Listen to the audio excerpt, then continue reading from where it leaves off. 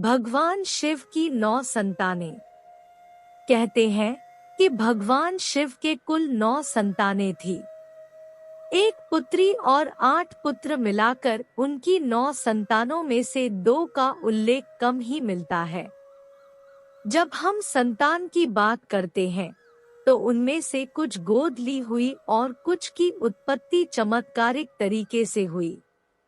आइए जानते हैं उनके बारे में संक्षिप्त जानकारी।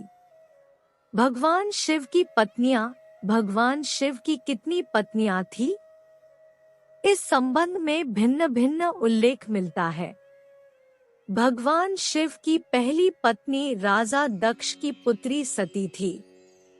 इसी सती ने जब यज्ञ की अग्नि में कूदकर अपनी जान दे दी थी तो बाद में उन्होंने ही हिमवान और हेमावती के यहाँ पार्वती के रूप में जन्म लिया और फिर शिवजी से विवाह किया।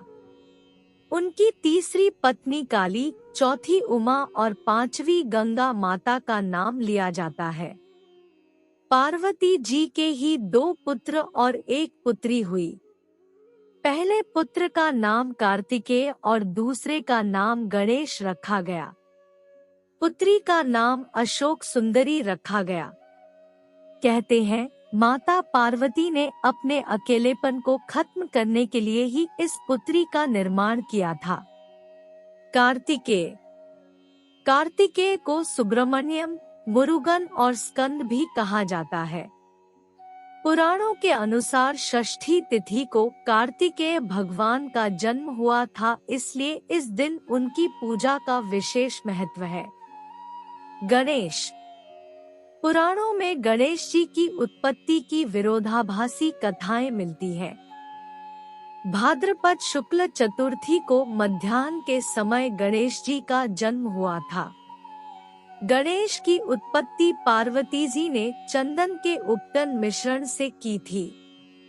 सुकेश। शिव का एक तीसरा पुत्र था जिसका नाम था सुकेश। 2 राक्षस भाई थे, हेती और प्रहेती।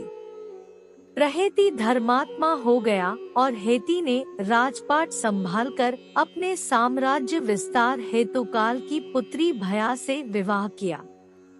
भया से उसके विद्युत्केश नामक एक पुत्र का जन्म हुआ। विद्युत्केश का विवाह संध्या की पुत्री सालकटंकटा से हुआ। माना जाता है कि सालकटंकटा व्यभिचारिणी थी। इस कारण जब उसका पुत्र जन्मा तो उसे लावारिस छोड़ दिया गया। विद्युत्केश ने भी उस पुत्र की कोई परवाह नहीं की। पुराणों के अनुसार भगवान शिव और मां पार्वती की उस अनाथ बालक पर नजर पड़ी और उन्होंने उसको सुरक्षा प्रदान की। इसका नाम उन्होंने सुकेश रखा। इस सुकेश से ही राक्षसों का कुल चला। जलंधर। शिवजी का एक चौथा पुत्र था जिसका नाम था जलंधर। श्रीमद् देवी भागवत पुराण के अनुसार एक बार भगवान शिव ने अपना तेज समुद्र में फेंक दिया, इससे जलंधर उत्पन्न हुआ। माना जाता है कि जलंधर में अपार शक्ति थी और उसकी शक्ति का कारण थी उसकी पत्नी वृंदा। वृंदा के पतिव्रत धर्म के कारण सभी देवी देवता मिलकर भी जलंधर को पराजित नहीं कर पा रहे थे। जलंधर ने विष्णु को परास्त कर देवी लक्ष्मी को विष्णु से छीन लेने की योजना बनाई थी। तब विष्णु ने वृंदा का पतिव्रत धर्म खंडित कर दिया। वृंदा का पतिव्रत धर्म टूट गया और शिव ने जलंधर का वध कर दिया। अयप्पा। भगवान अयप्पा के पिता शिव और माता मोहिनी है। विष्णु का मोहिनी रूप देखकर भगवान शिव का वीर्यपात हो गया था। उनके वीर्य को पारद कहा गया और उनके वीर्य से ही बाद में सस्तव नामक पुत्र का जन्म हुआ जिन्हें दक्षिण भारत में अयप्पा कहा गया। शिव और विष्णु से उत्पन्न होने के कारण उनको हरिहर पुत्र कहा जाता है।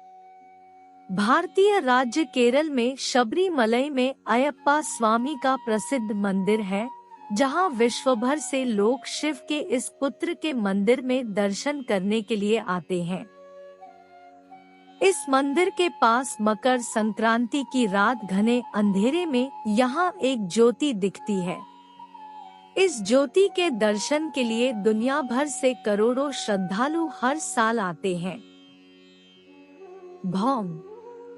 एक समय जब कैलाश पर्वत पर भगवान शिव समाधि में ध्यान लगाए बैठे थे, उस समय उनके ललाट से 3 पसीने की बूंदें पृथ्वी पर गिरी। इन बूंदों से पृथ्वी ने एक सुंदर और प्यारे बालक को जन्म दिया, जिसके 4 भुजाएं थी और वह रक्त वर्ण का था। इस पुत्र को पृथ्वी ने पालन पोषण करना शुरू किया। तभी भूमि का पुत्र होने के कारण यह भौम कहलाया। कुछ बड़ा होने पर मंगल काशी पहुंचा और भगवान शिव की कड़ी तपस्या की। तब भगवान शिव ने प्रसन्न होकर उसे मंगल लोक प्रदान किया।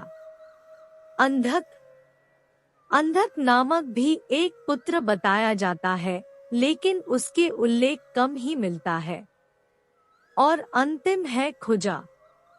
पौराणिक वर्णन के अनुसार खुजा धरती से तेज किरणों की तरह निकले थे और सीधा आकाश की ओर निकल गए थे। बोलो गौरी शंकर भगवान की जय हो। हर हर महादेव। यहाँ हमने आपको भगवान शिव की 9 संतानों के बारे में जानकारी उपलब्ध कराने का प्रयास किया है। उम्मीद है यह जानकारी आपको पसंद आई होगी। कृपया करके कमेंट्स में बताएं कि आपको यह जानकारी कैसी लगी, तथा हमारे मनोबल को बढ़ाने के लिए हमारे YouTube चैनल को लाइक और सब्सक्राइब करें। धन्यवाद।